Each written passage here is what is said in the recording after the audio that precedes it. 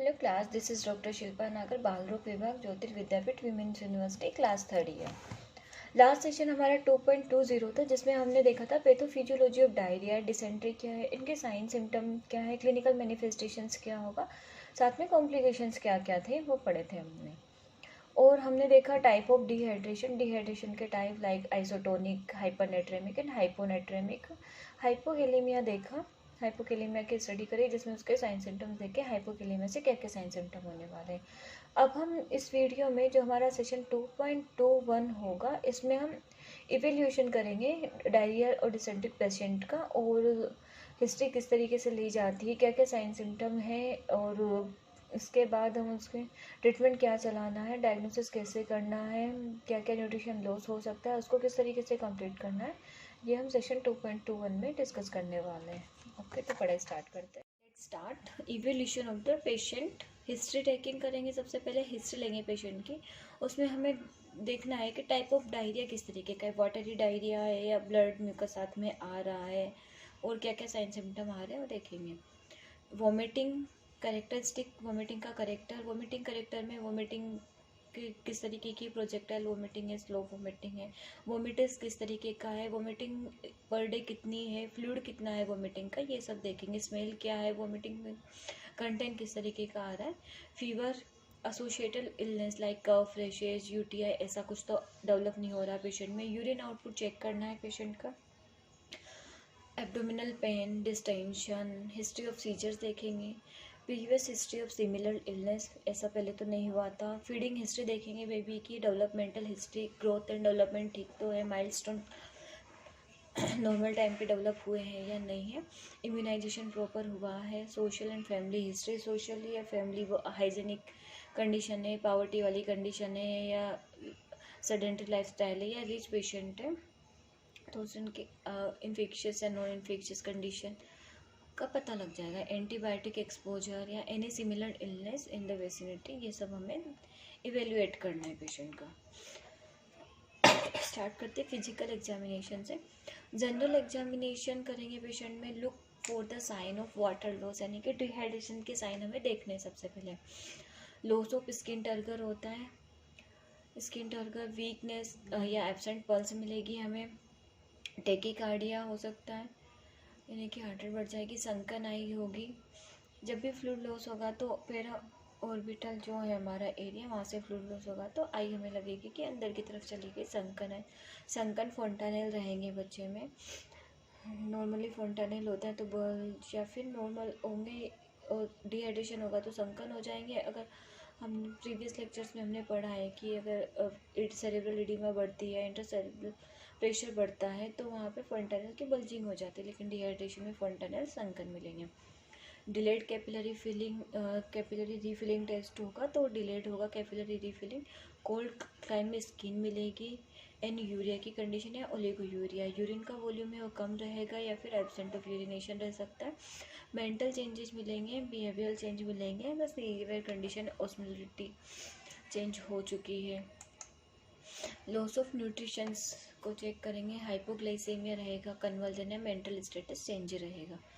Loss of bicarbonate है, उसकी वजह से वो क्यों हो रहा है, वोमिटिंग या रेचिंग की वजह से, डीप रेस्पिरेशंस में या डिक्रीज मायोकार्डियल कॉन्ट्रैक्टिलिटी हो जाती है लॉस ऑफ बाइकार्बोनेट की वजह से। पोटेशियम लॉस है तो एब्डोमिनल डिस्टेंशन या पैरालिटिकल इलियस की कंडीशंस मिलेगी। स्टूल माइक्रोस्कोपिक या कल्चर करवाएंगे for the diagnosis of the infectious agent. तो डिसेंट्री का पता लगेगा अगर स्टूल में हमें ब्लड मिल रहा है माइक्रोस्कोपिक तो, या फिर अगर एपिडेमिक कंडीशन से को ले रहा है तो इसका हमें वैसे ही पता लग जाएगा।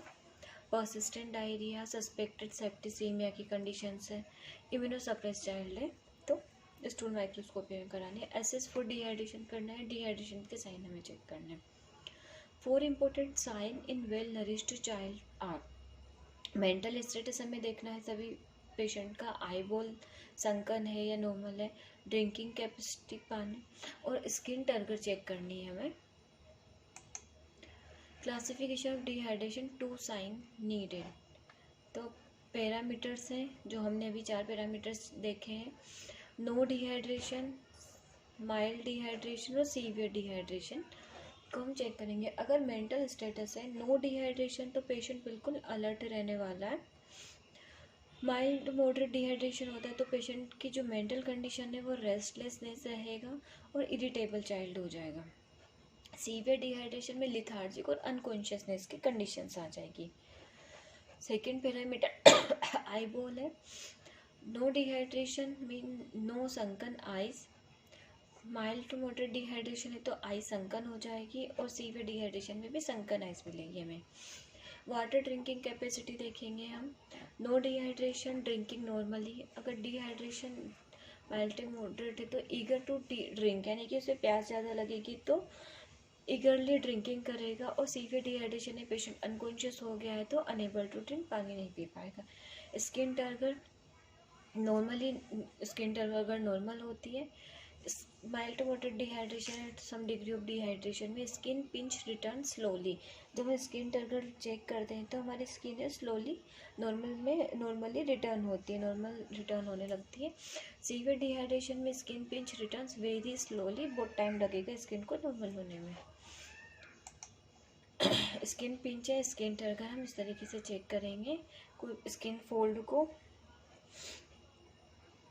दो फिंगर और थंब के बीच में उठाएंगे और देखेंगे कि वो कितने टाइम में नॉर्मल पोजीशन में जा सकता है।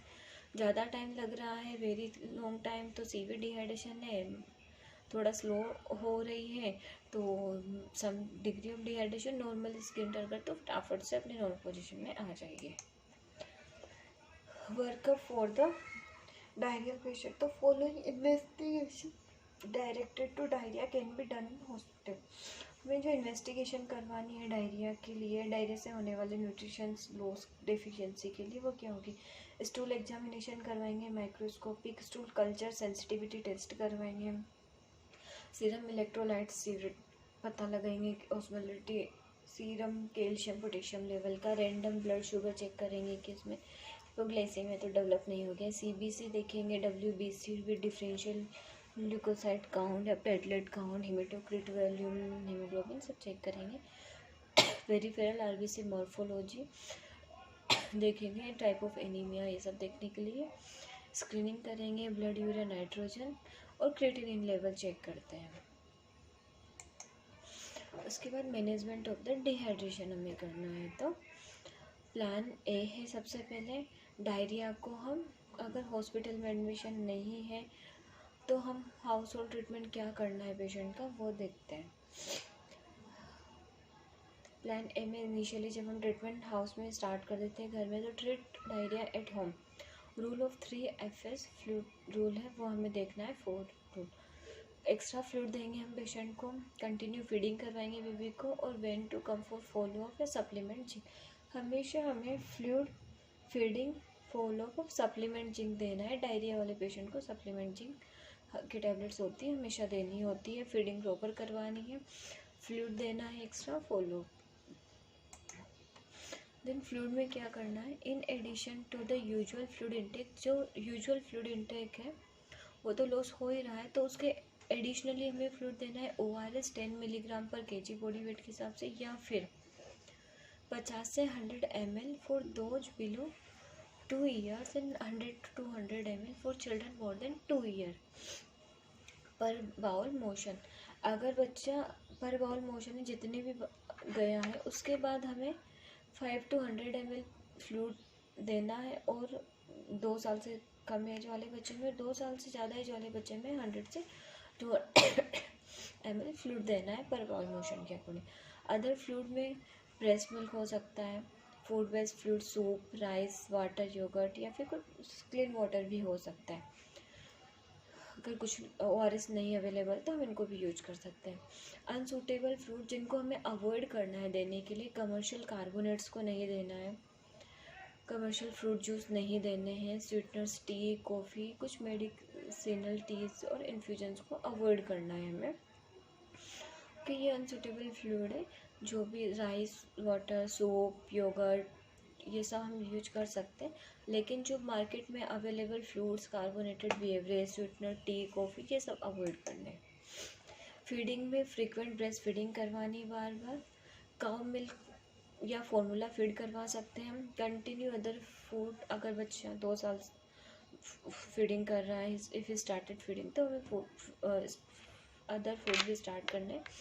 रिटर्न या फॉलो अप में सी हिम इन 2 days, यानी कि 2 days में हमें फॉलो अप लेना है। उसके बाद come back immediately if the child become सिक, अगर बच्चा सिक है तो फिर हमें क्या करना है, unable to drink, repeated vomiting हो रही है, फीवर, डिसेंट्री, ये सब कंडीशन डेवलप होनी, तो हमें डॉक्टर से कंसल्ट करना है। सम DHN प्लान बी, अगर सम डिग्री ऑफ डिहाइड्रेशन है तो हमें प्लान बी फॉलो करना है। Loss is estimated to be 5 to 10% of body weight, इस कंडीशन में क्या होगा, जो भी पेशेंट है उसका बॉडी वेट 5 to 10% कम हो चुका है। प्लान बी में इंक्लूडेड है ट्रीट विद ORS देंगे। ORS का जो वॉल्यूम है वो 75 ml पर kg बॉडी वेट के अकॉर्डिंग रखना है। हर 4 घंटे में हमें ORS प्रोवाइड कराना है बच्चे को। कंटिन्यू ब्रेस्ट फीडिंग देनी है। अगर वॉमिटिंग हो रही है तो 10 मिनट वेट करके फिर से ORS और ब्रेस्ट फीड करवाना है। आफ्टर 4 आवर हमें रीअसेस करनी है बच्चे की कंडीशंस को।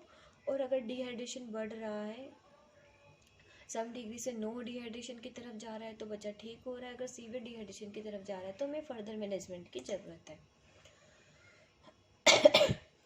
ORS इनएप्रोप्रिएट फॉर, अगर ये जो कंडीशंस है, इन कंडीशंस में डिहाइड्रेशन हो रहा है, हमें ORS नहीं देना है। पैरालिटिक इलियस की कंडीशन में ORS नहीं देना है। फ्रीक्वेंट एमएससी से बार बार वोमिटिंग हो रही तो ORS को अवॉइड करना है। एब्डोमिनल डिस्टेंशन है, पेशेंट हु आर इन शोक की कंडीशन में पेशेंट है तो ले ही नहीं पाएगा। Initial treatment of severe dehydration because fluid must be replaced very rapidly. All right, patient who are unable to drink, तो ORS के लिए इनएप्रोप्रिएट कंडीशन है, पेशेंट अनेबल है तो ले ही नहीं पाएगा। दूसरा है कि अगर सीवियर डिग्री ऑफ डिहाइड्रेशन है तो ORS देने से पेशेंट का कुछ नहीं होगा, हमें IV देना पड़ेगा उसे, IV फ्लूइड रिप्लेसमेंट करना पड़ेगा। तो हमें initial treatment of severe dehydration में ORS नहीं देना है। अगर पेशेंट वैसे भी सीवियर डिहाइड्रेटेड है तो अनकॉन्शियस है, कुछ ओरल इंटेक नहीं कर पाएगा। शोक की condition, abdominal distension, frequent emesis और वेनाटिक इलियस की कंडीशन में ORS नहीं चलाना पेशेंट का। सीवियर डिहाइड्रेशन में ट्रीटमेंट प्लान सी को फॉलो करते हैं। लॉस ऑफ एस्टिमेटेड जो भी बॉडी वेट है वो मोर देन 10% लॉस हो जाता है। IV स्टार्ट करनी है, RL या नॉर्मल सलाइन स्टार्ट कर सकते हैं। वॉल्यूम इज 100 ml पर kg हमें रखना है। देन सीवियर डिहाइड्रेशन में हमें क्या क्या मैनेजमेंट करने वो देखने। इन्फेंट है, बिलो 12 मंथ ऑफ एज है तो फर्स्ट हमें देना है पेशेंट को 30 ml पर kg और 1 आवर में फ्लूइड रिप्लेस करना है। अगर कोई रेस्पॉन्ड नहीं आ रहा है हमें 1 घंटे बाद तो इसी प्रोसेसर को फिर से रिपीट करना है।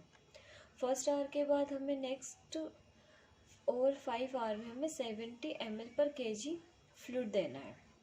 इनिशियली 1 आवर में 30 ml पर kg, अगर बच्चा 3 किलोग्राम वेट का है तो पर kg के हिसाब से थी तो 90 ml 1 आवर में हमें फ्लूइड देना है। और उसके बाद 5 घंटे में 70 × 3 करेंगे तो 210 ml फ्लूइड देना है हमें नेक्स्ट 5 आवर में।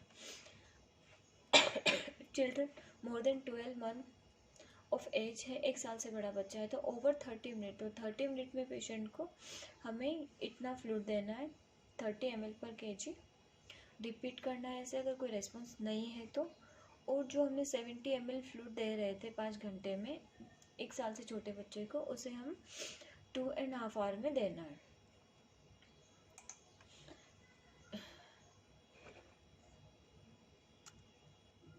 फिर हम देख रहे हैं कि dehydration management and follow up sheet में क्या क्या होता है। डेट होगी, time, blood pressure, pulse rate, respiratory rate, CNS, treatment क्या चला रखा है हमने, CNS एग्जामिनेशन, वेट क्या होगा, skin pinch and capillary refilling time देखनी है। साथ में हमें वेट एंड मेंटल स्टेटस भी देखना है। Are the most important sign of improvement in the absence of fluid overload, where is improvement from sunken eyeball takes time. हमें weight and mental status check करते रहना है, फ्लूइड ओवरलोड की condition ना हो जाए इसलिए हमें। उसके बाद है ORS, the formula for ORS recommended by WHO UNICEF पढ़ेंगे। ORS में क्या क्या कंटेंट्स होते हैं, उनकी अमाउंट कितनी होनी चाहिए वो देखते हैं।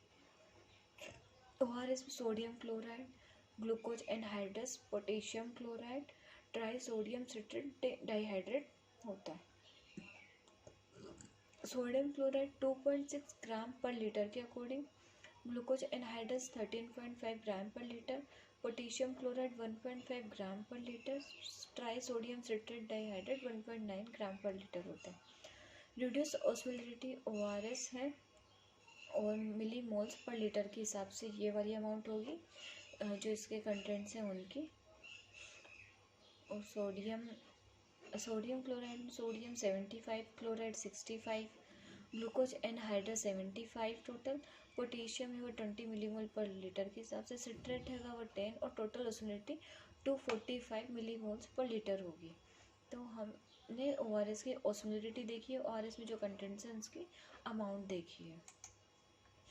जिंक सप्लीमेंट हम स्टार्ट करते हैं। इनमें जिंक क्यों दे रहे हैं हम जिंक सप्लीमेंट, ये हम नेक्स्ट वीडियो में देखेंगे।